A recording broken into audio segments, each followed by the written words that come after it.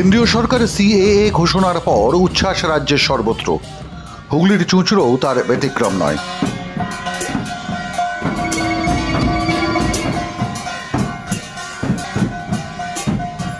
মতুয়া সংঘের হিসেব মতো রাজ্যে অন্তত 2.5খানা লোকসভা কেন্দ্রে মতুয়ারা প্রভাবশালী।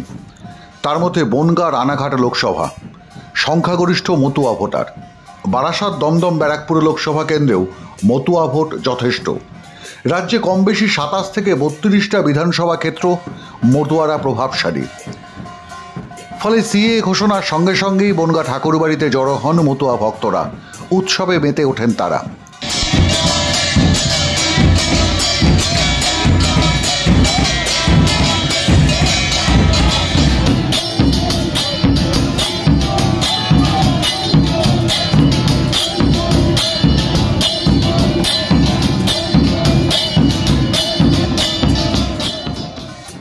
সোমবার প্রধানমন্ত্রীর ঘোষণাকে স্বাগত জানিয়ে হুগলির চুঁচুড়ার রবীন্দ্রনগরের টেকনো ইন্ডিয়া সংলগ্ন সুকান্তনগর বড় গেটের সামনে থেকে মতুয়া সমাজের মিছিল হলো।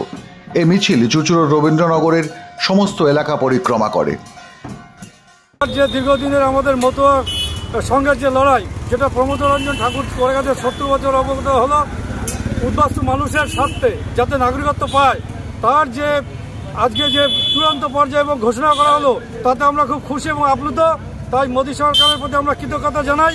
এবং মতুয়া এবং উদ্বাস্তু মানুষ শুধু মতুয়া বলে না, যারা তোমার হিন্দু সনাতন ধর্মের আদর্শে বিশ্বাসী সবাই নাগরিকত্ব পাচ্ছে, এই সুবাদে আমরা খুব আনন্দিত। তাই আজকে আমাদের এই তোমার ডাঙ্কা মিশন নিয়ে আমাদের শোভাযাত্রা। আজকে আমাদের এই সিএর জন্য ঠাকুরবাড়ির বিশাল অবদান রয়েছে। কেন কি শান্তনু ঠাকুরের মেন উদ্দেশ্য ছিল আমাদের বাংলার সমস্ত উদ্বাস্তু মানুষের জন্য সিএটা লাগু করানোর খুব চেষ্টা করেছি, এবং সেটা আজকে আমরা সমর্থন করেছি শান্তনু ঠাকুরের জন্য। তার জন্য আজকে খুবই উচ্ছ্বাস আমরা করছি। দেখুন, আজ থেকে আমাদের ঠাকুর 213 বছর পূর্বে এসেছিলেন। তিনি লড়াই করেছিলেন শূদ্র সমাজ, পিছিয়ে পড়া জাতিকে ওপরে ওঠানোর জন্য। তার আদর্শ নিয়ে বাবা গুরুচাঁদ ঠাকুর তিনি আমাদের পথ দেখিয়েছেন।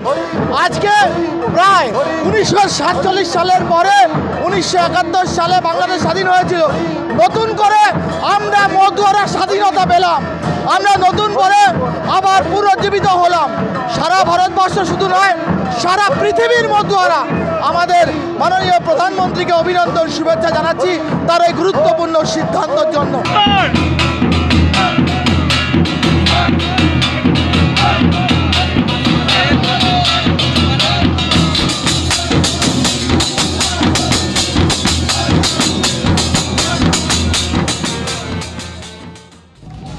নাগরিকত্বের দাবিতে দীর্ঘদিন বাংলার নমশূদ্র সমাজের মানুষ লড়াই চালিয়ে এসেছেন। সোমবার সিএ ঘোষণার পর এবার তারা আশার আলো দেখতে পেলেন।